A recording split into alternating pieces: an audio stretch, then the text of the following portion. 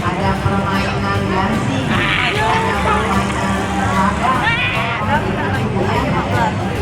Oh juara, tadi ya. Oh emang juara, juara. Tepuk tangan dulu buat SMP 14.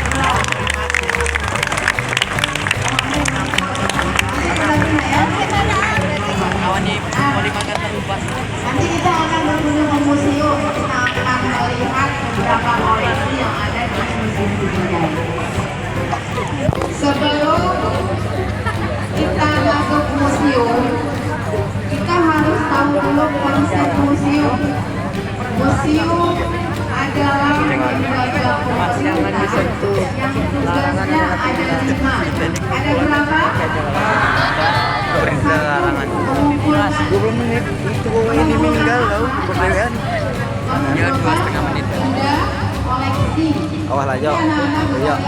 Nanti pala kamu di dekat situ ya Jo. Kenalan memang Akhirnya lagi kenalan. Setiap koleksi yang ada di museum, yang hadir di museum semuanya di sini. Woi, sini woi. Absen dulu ke depan. Lagi tuh lalu ya. Panggil Bu Ibu di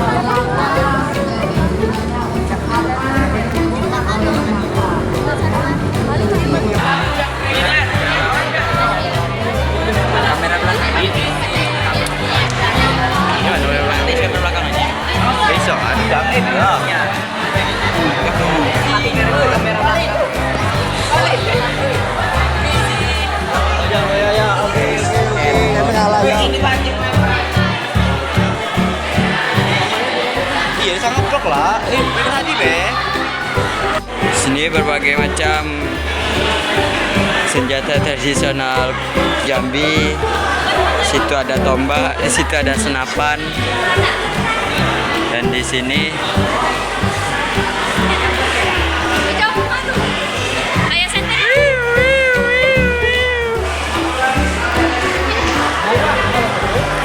sini tempat apa ini? Saya tidak tahu.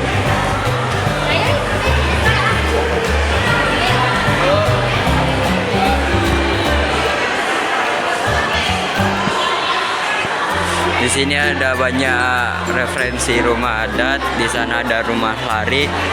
Di sini ada rumah Kajang Lako, rumah adat khas Melayu. Dan di sana adalah rumah lari, rumah adat khas Kerinci.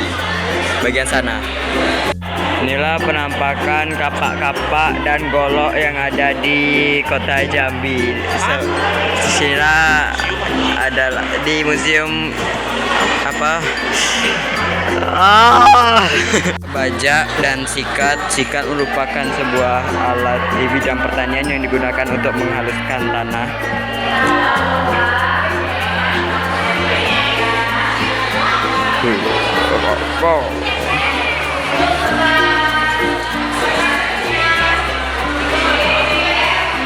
Ada macan dahan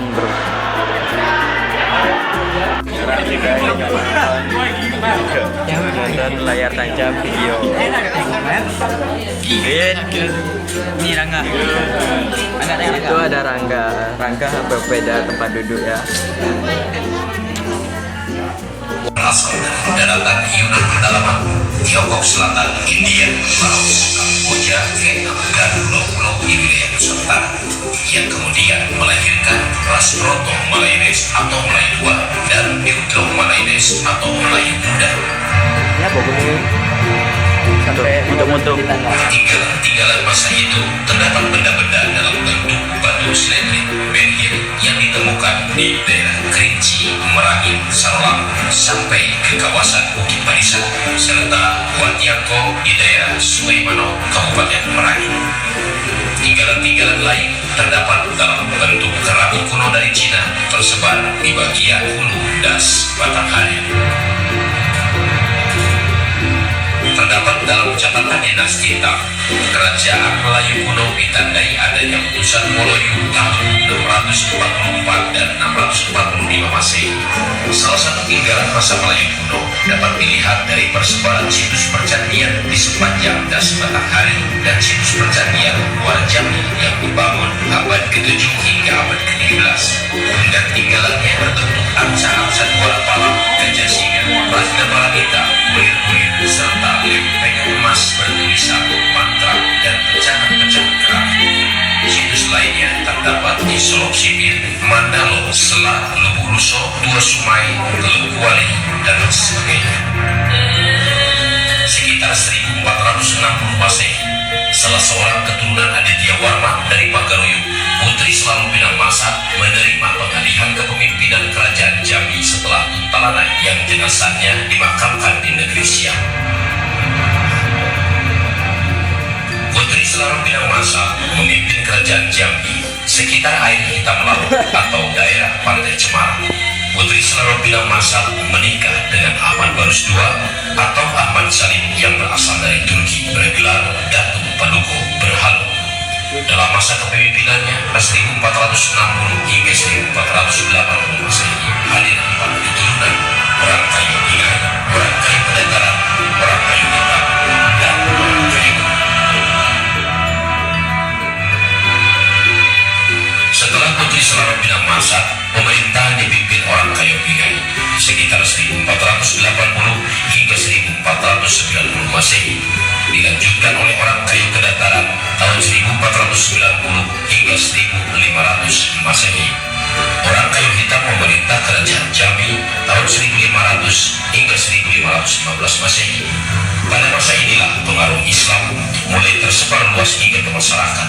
Penyebaran dan penegakan ajaran agama Islam ini dibantu oleh anaknya Pangeran Temenggung Kabul di Bukit atau Temenggung Mangkunegoro, juga bergelar Temenggung Mulo Agam. Pemakamnya dikenal sebagai Keramat Talang Jauh atau Talang Jauh. Setelah orang kayu hitam wafat, diangkatlah Pangeran Hilang di Air yang juga putranya sebagai raja, bergelar Panembahan Rantau Kapas tahun 1515 hingga 1540 Masehi.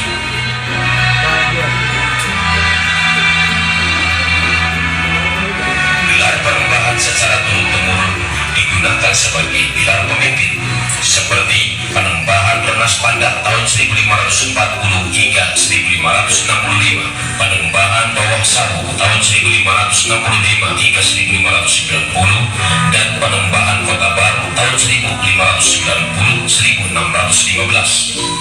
Tetapi pada masa berikutnya, sekitar tahun 1615, penggunaan gelar Panembahan berubah menjadi Sultan, yaitu ketika Pangeran Kedah diangkat sebagai pemimpin dengan gelar Sultan Abdul Kahar.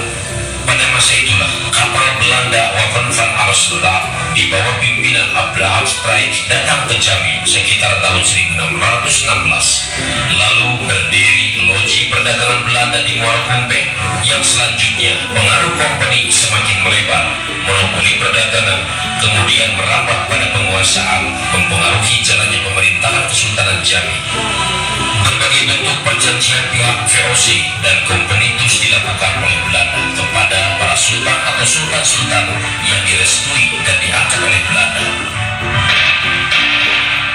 Tetapi perlawanan terhadap intrik-intrik tersebut dilakukan secara keras oleh Sultan Muhammad Baharudin.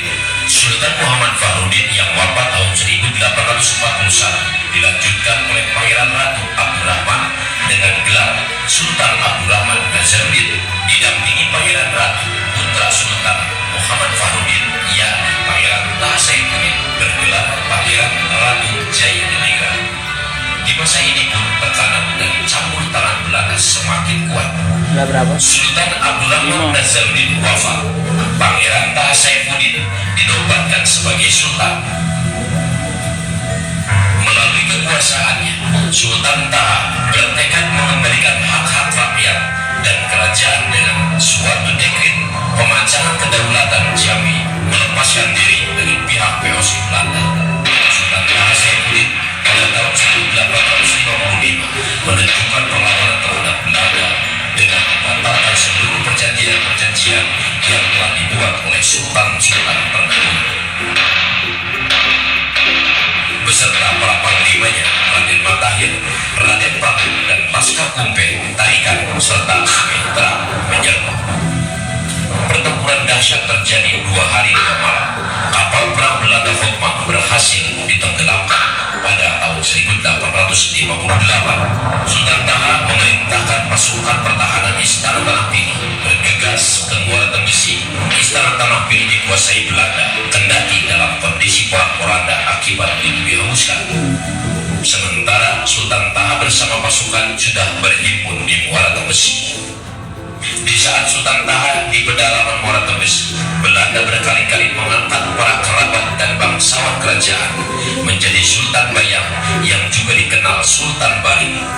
Tetapi kesultanan selalu dalam kondisi apatis selaku pemerintahan, karena Sultan Bayang maupun masyarakat tetap mengakui Sultan Taha sebagai Sultan Jambi. 46 tahun perjuangan Sultan Taha berlangsung dengan dukungan rakyat Jambi. Hingga akhirnya pada tanggal 27 April 1904, Sultan Taha gugur dalam serangan kepada Belanda di Batu Bengal. Gugur sebagai keseluruhan. Beritahukan kepada anak-anak SMP 14 boleh naik ke atas, boleh juga ke ruangan sana, boleh juga ke belakang ya, karena orangnya nusuk di sana. Inilah bentukan beruang dari Jambi. Boleh masuk dari goa harimau, nanti kuncinya lewat goa. Inilah kucing hutan, merak.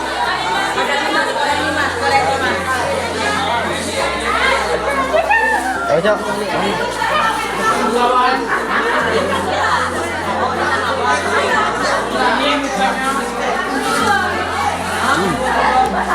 Gua ya, tenggiling.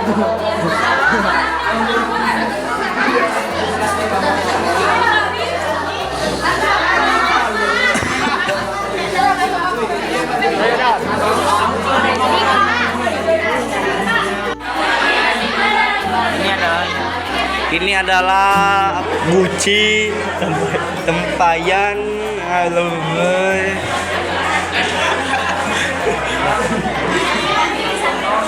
Dan ini ada piring-piring dari teman hasil arkeologi guci.